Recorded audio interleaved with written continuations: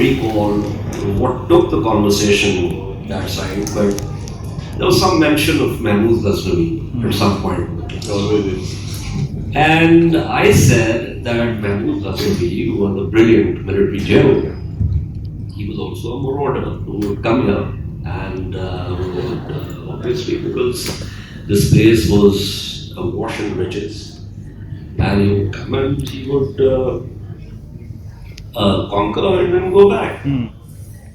So this conversation over, the class over, I leave. Next day I reach the college and I am surprised to see that there are these posters and which are all about getting me expelled from the college. And I didn't make the connection at that time. Because I was sitting in the staff room, two teachers from the history faculty, they walked up to me. Relevant faculty. One of them was much older, the other was relatively younger. So they came and they said कि हम से गुफ्तगू करनी है. ये नहीं पूछा एजाज हैदर साहब आप ही हैं? नहीं, वो तो मैं उनको पता था ज़ाहिर because as part of it. तो मैंने कहा जी फरमाइए. मैंने कहा जी कल आपने क्लास में महमूद गज़नवी के हवाले से बात तो उसके ऊपर तुलबा ने बहुत इश्ताल पाया और इज़्तिराबी कैफियत. इज़्तिराब when I say इज़्तिराब तो you might just recall another press conference, but वो इज़्तिराब जो है वो हालत इज़्तिराब जो थी. तो मैंने उनको कहा, मैंने कहा जी आप तारीख पढ़ा और आपको मालूम है कि महमूद गज़नवी जो है यहाँ पे किस मकसद से आते हैं. तो उस पर उनमें से एक ने कहा कि जी उन्होंने आपको पता है कि सोमनाथ जब पता किया तो उन्होंने कहा था कि जब प्रोज ने कहा कि नहीं आप इस मुल्क के बराबर वजन के बराबर सोना ले ले, तो महमूद गज़नवी ने कहा कि मैं फरोश नहीं हूँ कुछ नहीं. तो मैंने उनसे कहा, मैंने कहा जी मुझे ये तो मालूम नहीं है कि सोमनाथ टाइम्स ने कब लीड लगाई थी, लेकिन मेरा ज़ाती ख्याल कुछ और है. As a student of military strategy, I was slightly different interpretation of the likely conversation between the priest and Mahmoud Ghaznavi, and that would somewhat be Mahmoud Ghaznavi telling the priest that look, I'm the victor, you're the vanquished, and आपके पास जो सोना है इस बुद्ध के वजन के बराबर वो भी मेरा है और इसके पेट के अंदर जो सोना है वो भी मेरा है, तो इसलिए मैं इसको दूँ. And some of these idols apparently used to be hollow from the side and they used to तो इसके ऊपर दोनों हजरात खासे सिक्वा हुए कि जी एक तो ये मानता नहीं है. दूसरा मैंने एक और जुमला मुतरदा भी कह दिया. मैंने कहा कि चूँकि यहाँ पर बात इस्लाम की हो रही है तो कुछ थोड़ी सी बात महमूद और एयाज के ताल्लुक की भी हो जाए, तो उसके ऊपर तो वो बिल्कुल ही उन्होंने कहा कि आप तो गुस्ताखी है महमूद गज़नवी जो आपने की है. उसके बाद तो anyway, the long and the short of it is that it got to a point where I had to arrange for my protection, and shortly thereafter I was in Lahore and I happened to meet Khalid Ahmed, who was then the resident editor of the Frontier Post. तो उन्होंने मुझसे पूछा मियां तुम क्या कर रहे हो आजकल. तो मैंने कहा ऐसे तो पढ़ाने की कोशिश कर रहा हूँ लेकिन इस सूरत हाल जो है वो इतनी अच्छी नहीं है. तो उन्होंने कहा कि देखो ये तुम ये काम छोड़ो. In the sense that when I was working at The Nation, he was then the associate editor. तो तुम इधर आ जाओ. ठीक. तो उन्होंने उस ज़माने में, so when I was teaching, I was in grade 17 and the basic pay was 20-60 rupees और उस पर कोई 30% हाउस अलाउंस वगैरह डाल के कोई 2500-2600 रुपया. उन्होंने सिका राइल वक्त में हमारी तनख्वाह मुकर्रर की 4008 रुपये. तो हमने कहा कि ये तो बहुत बड़ा जॉब भी मिल गया. So that's how I moved from the teaching experience to journalism. What happened was that after my master's in literature, I then went to the US, University of Illinois at Urbana-Champaign, where I was a Ford Scholar. And I was part of what's known as the Arms Control, Disarmament, and International Security faculty. And that allowed me to further hone my skills as far as this side of things was concerned. And I realized that when I'm analyzing issues that would generally be considered fairly dry or technical, I could rely on literature and literary allusions to explain things. And it's very interesting that, as you're aware, that World War One, for instance, produced a lot of literature, and not just by the literary figures, but by soldiers who actually fought and who actually experienced it. And similarly, there are lots of scholars working in the general discipline of political science or international relations who have continued to go back to literature in terms of explaining certain things. If you allow me, let me just read out called Bernard Brodie. Brodie is a very interesting person in the sense that he was a very young assistant professor at Yale the day of the bombing of Hiroshima. And the next day, when he saw the headline in the New York Times, he said to his wife, "Everything that I have written so far has become obsolete." Later, they created this Yale group, and he ultimately landed at Rand Corporation. And he wrote this book called Strategy in the Missile Age, which is very, very influential. He begins this book by saying in Book 6 of Milton's Paradise Lost, the angel Raphael is recounting to Adam the story of the war in heaven, which resulted in the fall of Satan and his followers. After the first day of fighting, Raphael relates the issue was still in doubt, although the rebellious angels had received the more horrid injury. Gathered round their campfire that night, the leaders consider how they may overcome this disadvantage. Satan is persuaded that their inferiority is one of weapons alone, and he suggests perhaps more valid arms, weapons more violent, when next we meet, may serve to better us and worse our foes, or equal what between us made the odds in nature and man. At this point, his lieutenant, Nisroch, rises to exclaim enthusiastic agreement, finishing his speech with a promise. He who therefore can invent with what more forcible we may offend our yet unwounded enemies or arm ourselves with like defense to me deserves no less than for deliverance what we owe. Now, I find this very interesting because he was essentially talking about, when he says strategy in the missile age, we actually looking at now the advent of nuclear weapons, which is the ultimate weapon.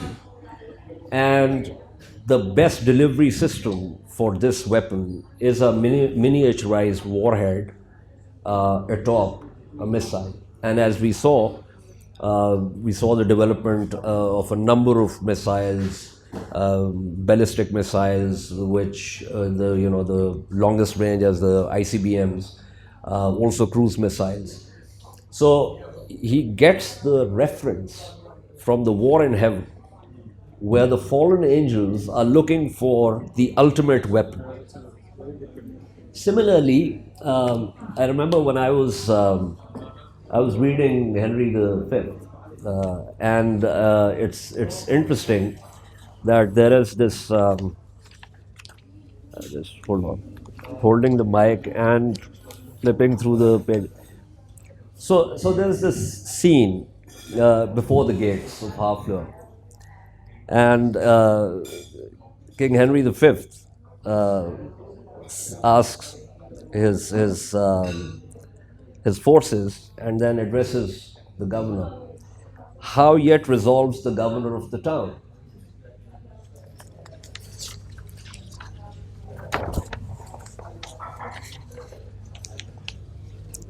This is the latest parley we will admit. Therefore, to our best mercy, give yourselves, or like to men proud of destruction, defy us to our worst. For, as I am a soldier, a name that in my thoughts becomes me best, if I begin the battery once again, I will not leave the half achieved Harfleur, till in her ashes she lie buried. We may as bootless spend our vain command upon the enraged soldiers in their spoil as send precepts to the Leviathan to come ashore. Therefore, you men of Harfleur, take pity of your town and of your people, whiles yet my soldiers are in my command, whiles yet the cool and temperate wind of grace o'erblows the filthy and contagious clouds of heady murder, spoil, and villainy. If not, why, in a moment look to see the blind and bloody soldier with foul hand defile the locks of your shrill shrieking daughters, your fathers taken by the silver beards and their most reverend heads dashed to the walls, your naked infants spitted upon pikes, whilst the mad mothers with their howls confused do break the clouds, as did the wives of Jury at Herod's bloody hunting slaughtermen. What say you? Will you yield and this avoid, or guilty in defense be thus destroyed? Now, later when I was doing all this, looking at war, I realized that the use of force or the threat of use of force. Now, what is Henry doing here? Henry is saying that I can unleash and generate this violence, but I'm warning you that to avoid this, you need to surrender. However, if you don't, then this is what I can unleash on you. This is classic signaling. We talk about signaling and nuclear strategy and warfare and all that. This is amazing signaling. And it's like, well, in this case, it's not mutually assured destruction. It's more about Henry saying that I can generate violence to a point where, as he says, I will not leave half-achieved Harfleur. I mean, I will just raise it to the ground. And if we look at war through ages, until the time when man realized that you need to have certain rules and regulations, until the Nuremberg trials, which of course are criticized also on the basis of the fact that those trials were held by the victors. But the fact is that some principles were actually put in place. One of them being that simply saying that I was obeying a command is not, because unless the command is lawful, the soldiers are not supposed to, obey those commands. So there is a sense of fairness. And a number of other principles in terms of when the soldiers surrender, what do you do with them? You don't line them up and you don't execute them.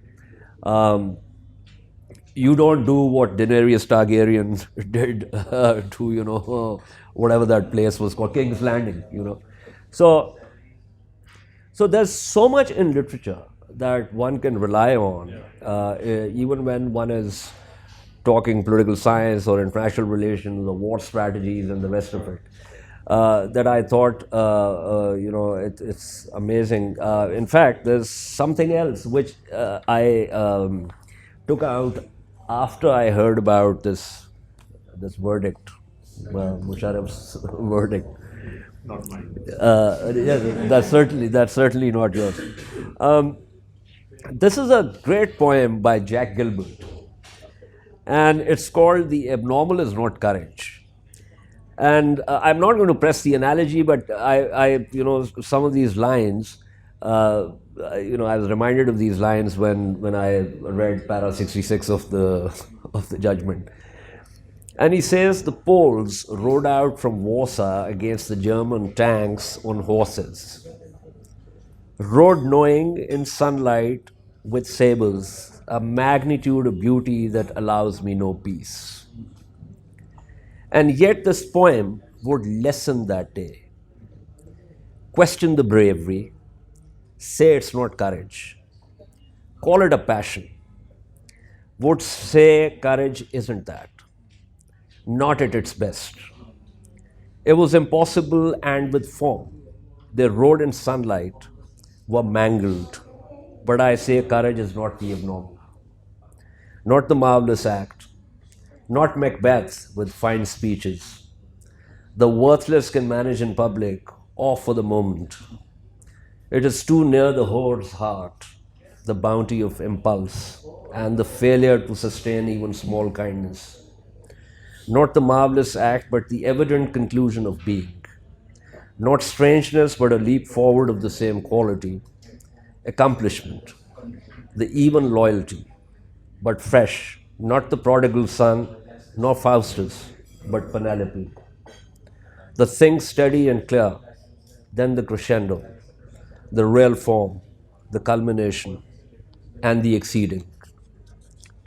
Not the surprise, the amazed understanding, the marriage, not the month's rapture, not the exception, the beauty that is of many days, steady and clear.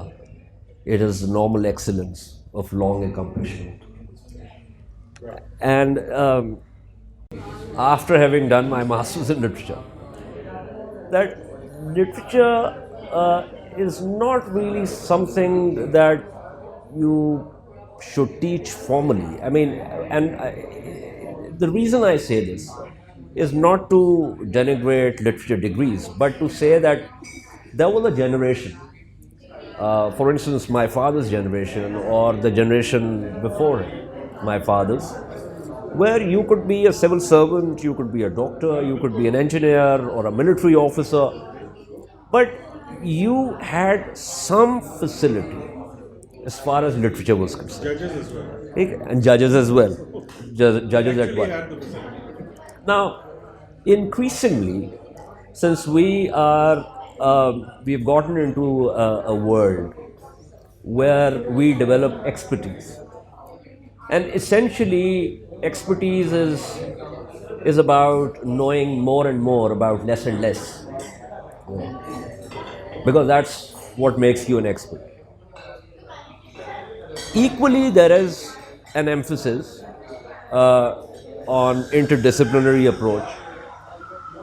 Then, college courses that you give to, for instance, students who are doing technical things like computer sciences and the rest of it, or management.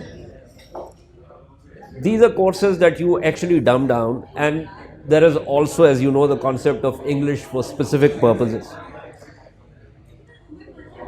Any language, if you really want to think in it, and if you really want to create in it, and it's not just about English, this applies to all languages, you need to feel it. You need to really feel it on your skin. Otherwise, That's true. you will be able to. I'm trying to learn Spanish. Yes, you know that. Yes, through YouTube videos, and most of those lessons focus on how, if I go to a Spanish-speaking country, what will I ask the waiter? What will I ask the bus driver? But it's a functional thing. And I'm not saying that that's bad, but I'm saying that that's not really, should not be the focus of college courses. But now at some point I decided, I said, okay, I am age X. I am likely to go to point, A. And if I were to read, let's say, 3 or 4 books in a month, this is how many books that I can do, and therefore let me do a bit of triaging here and not go for everything. So I haven't read most of the new literature, which is not about the significance of that literature, which has more to do with my own sort of, reading of things that I have to write about. I still read or try to read a lot of poetry. Would occasionally pick up, you know, Harold Pinter's plays. I was recently thinking about the idea of violence, so I picked up Edward Bond. I realized that at some point he had said that he writes about violence in the same way as Jane Austen did about manners. And I've always been interested in the idea of war and violence because I think war, through history, has been a fascinating phenomenon. It combines in itself so many contradictions and paradoxes. Um, Great sacrifice coupled with great cruelty. There's a sense of heroism. There's also the element of cowardice, and the fact that throughout history it is one of those great disruptions that have destroyed but also built. And I was reading Noah Hariri's earlier book, *Sapiens*, where there's a great chapter where he talks about the sort of linkage between capitalism, the scientific discovery, and imperialism and colonization. How do we define the idea, let's say, of North America or Latin America or Tasmania or Australia with their native populations? And I use the term native with a degree of reservation, given the fact that it's not considered very kosher now. So I'm not using it in any pejorative sense. But how would these continents have fared? Are we looking at the state of nature? Do we prefer that from what we have now? I have also thought about this idea of progress. And I realized that one of the reasons man is never really content is because it's the only animal in the animal kingdom which has the capacity to create surplus. Other animals operate on the basis of their instincts. Once they have eaten, once their biological desires have been satiated, they don't go on to create Fabergé eggs or write poetry or compose music or, have skyscrapers and the rest of it. Man is the only animal that does that. But this idea or the capacity to create surplus works both ways. It's not just about Fabergé eggs. It's also about generating violence. It's also about tapping those natural resources, whether chemical or biological or otherwise, which are necessarily dual purpose. You know, it's Violence, generating violence for its own sake, just like we do so many other things. so many other. So you know, as a student of international relations, I am essentially a structural realist, or what you call a neo-realist, which talks about the idea of anarchy, and the fact that you know there are these structural impediments where states necessarily go to war with each other. And you know, Graham Allison just did a project at Harvard where he talks about the securities trap. Are we in that trap? Because you've got an existing superpower and you've got an emerging power. So they did a study over the past 500 years of such situations, and if I remember correctly, there are about 16 cases, out of which 12 ended in wars, and only 4 could actually manage to find some kind of modus vivendi where they did not need to actually go to war. So the scales are tipped in favor, unfortunately, of a conflict. So, so I was thinking that there is this desire to do more than just meet the basic requirements. And I think that so in a way the paradox is that within our progress also lies our regression. For instance, you know, there's something known as a Wassenaar arrangement, with Wassenaar being a small town in the Netherlands, and this has 42 countries, and it essentially deals with a control regime of dual technologies and their components and the rest of it.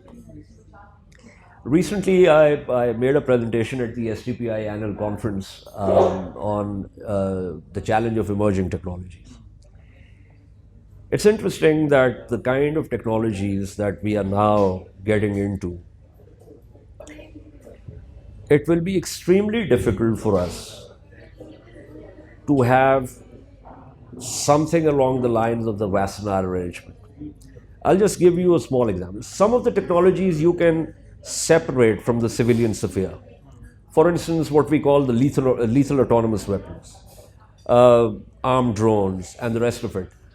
Hypersonic missiles. Obviously, you won't find them in the civilian market. But a lot of work is being done in the military sphere, in the developed world especially, which deals with something as simple as what we call an IoT, the Internet of Things, which is essentially grounded in artificial narrow intelligence. So artificial intelligence, as far as the artificial narrow intelligence is concerned, is something where a lot of improvement and discoveries are being made. There is a bit of skepticism about the other end of it, which is artificial general intelligence, which is something more advanced, and where there is people have actually expressed fears of the machines taking over and the rest of it. How does one deal with this kind of situation? Experiments have been done on static targets where you use a quadcopter and you put a gun there, a pistol or anything, and you fly it next to the target. And the person who's shooting is way, maybe a kilometer, half a kilometer away, and you shoot down that person. Biological weapons convention was looked at biological weapons essentially as weapons of mass destruction. But now you have enabling technologies where you can develop DNA-specific viruses. A virus that's not going to do anything to any of us except the person for which it has been designed. So how do we now deal with a biological weapon which is a weapon of assassination rather than mass destruction? The other problem with this situation is that we don't have laws about this right now, because you simply cannot have regimes and laws unless something exists. I mean, you could not have had a nuclear non-proliferation treaty or a CTBT or any of the FMCT unless there were nuclear weapons. But once you had them, then you needed to get into some kind of arrangement which rests on the three pillars of the legal, the coercive, and the normative. And that's how you get into that.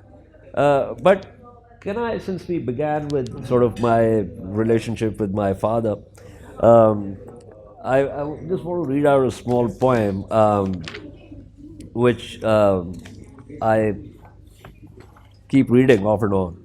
It's by Robert Hayden, and it's titled "Those Winter Sundays," Like, such as today.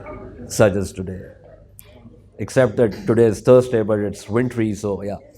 So he says, Sundays too, my father got up early and put his clothes on in the blue black cold. Then, with cracked hands that ached from labor in the weekday weather, made banked fires blaze. No one ever thanked him. I would wake and hear the cold splintering breaking when the rooms were warm. He would call, and slowly I would rise and dress, fearing the chronic angers of that house, speaking indifferently to him who had driven out the cold and polished my good shoes as well. What did I know? What did I know of love's austere and lonely offices? This is these last two lines are achingly Yeah, beautiful. they are amazing. And I just wanted to get a break from a lot of strategy and emerging technologies to this.